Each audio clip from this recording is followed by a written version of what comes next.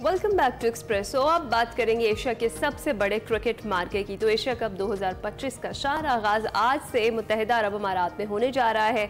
17वें addition में 8 टीमें title के लिए मैदान में उतरेंगी। ग्रुप ए में पाकिस्तान, भारत, ओमान और मेजबान यूएई शामिल हैं, जबकि ग्रुप बी की बात करें तो उसमें श्रीलंका, बांग्लादेश, अफगानिस्तान और हांगकांग मद्दे मुकाबिल होंगे। T20 फॉर्मेट में खेले जाने वाले इस इवेंट का पहला मैच आज अफगानिस्तान और हांगकांग के दरमियान होगा, जबकि पाकिस्तान 12 सितंबर को ओमान के खिलाफ अपनी मुहिम का आगाज करेगा। सबसे ज्यादा इंतजार जिस मुकाबले का है वो होगा पाक भारत टाकरा 14 सितंबर को। और अगर हम तारीख पर नजर डालें तो 1984 में शुरू होने वाले एशिया क्रिकेट टूर्नामेंट के अब तक 16 एडिशन खेले जा चुके हैं और भारत सबसे ज्यादा एशिया कप जीतने वाला मुल्क है, जिसने ये टूर्नामेंट 8 बार अपने नाम किया है, जबकि श्रीलंका 6 और पाकिस्तान 2 बार चैंपियन बन चुका है। ग्रीन शर्ट्स ने 2000 और 2012 में एशिया कप जीता, लेकिन अब सवाल ये है कि क्या 2025 में पाकिस्तान तीसरी बार एशिया कप का बादशाह बन जाएगा या नहीं बन पाएगा। हमारी टीम की परफॉर्मेंस इस लिहाज से कैसी चल रही है और तैयारियां कैसी हैं, इस पर हमने बात करनी है। स्पोर्ट्स के तज्जिएकार यूसुफ अंजुम साहब इस वक्त स्टूडियोज में हमारे साथ मौजूद हैं। यूसुफ साहब बहुत बहुत शुक्रिया हमें ज्वाइन करने के लिए। कैसे आप?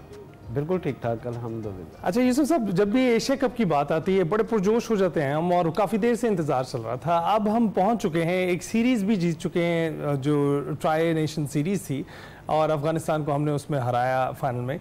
अब आप क्या देख रहे हैं पाकिस्तानी क्रिकेट टीम के? मोराल तो बहुत ऊंचा है, क्या क्रिकेट टीम स्किल्ड भी है?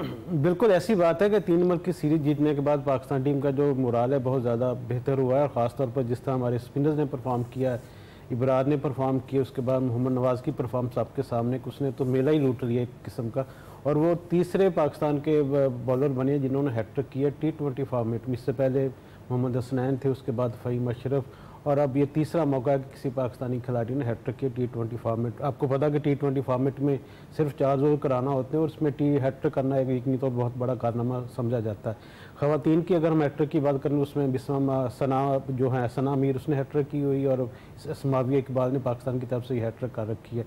तो मजमूई तौर पर ये 3 मुल्क की जो सीरीज़ थी ये पाकिस्तान के लिए खासी बेहतर साबित हुई है। इसमें हमारी जो बैटिंग थोड़ी सी हम कह सकते हैं इतनी ज़्यादा अच्छी नहीं हुई जिस तरह तवक्कुआत थी साहबजादा फरहान से, हसन नवाज से, और ख़ास तौर पर फ़खर जमा की परफॉर्मेंस उन्होंने एक इनिंग बड़ी खेली, उसके बाद छोटी इनिंग्स उन्होंने खेली हैं। तो पाकिस्तान की बॉलिंग के लिहाज से तो स्पिन बॉलिंग का शुबा काफ़ी मजबूत इसमें दिखाई दिया, जिससे यकीनी तौर पर जो आने वाले मैचेस हैं एशिया कप, ख़ास तौर पर जैसा कि आपने जिक्र किया कि सिर्फ 2 बार पाकिस्तान जीत चुका है, इतने अरसे से टूर्नामेंट ये हो रहा है। तो एशिया कप हमेशा पाकिस्तान के लिए ड्रोना ख्वाब भी साबित रहा हुआ है माजी में, लेकिन अब चूँकि एक नई टीम है, नई एक्साइटमेंट है और नया कप्तान है, तो मेरे ख्याल में अब पाकिस्तान की टीम को यकीनी तौर पर बेहतर परफॉर्म करने की ज़रूरत है। और सिर्फ इसमें पाकिस्तान को अपनी जो प्लेइंग 11 के साथ साथ फील्डिंग का शोबा इसमें थोड़ा खास तवज्जो देने की ज़रूरत होगी, क्योंकि परफॉर्मेंस पे भी आते हैं। ये जो पाक भारत टाकरा होता है हमेशा से इसकी हाइप बड़ी बन जाती है, और ख़ासतौर पर इसकी टिकट्स का हुसूल भी बड़ा मुश्किल हो जाता है बहुत सारे लोगों की, क्योंकि या तो फ़ौरन बिक जाती हैं, ऑलरेडी बुकड होती हैं। तो इस बार क्या सीन है? हिना माजी में होता ये था कि अगर आपने सिंगल मैच देखना तो उसकी आपको टिकट थी वो आराम से 25, 30 या 50 दिरहम में मिल जाती थी।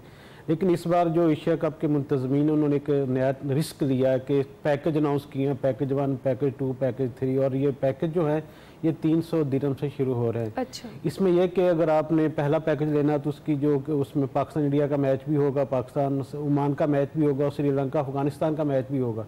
यानी कि उन्होंने एक आपको ऑप्शन दी है कि जिस तरह माजी में होता है कि पाकिस्तान इंडिया के सिर्फ मैचेस के टिकट फ़रोख्त होते हैं, दूसरे मैचेस में इतनी ज़्यादा हाइप नहीं बनती, उनको अमूमन देखा कि जो स्टेडियम होते हैं वो खाली होते हैं।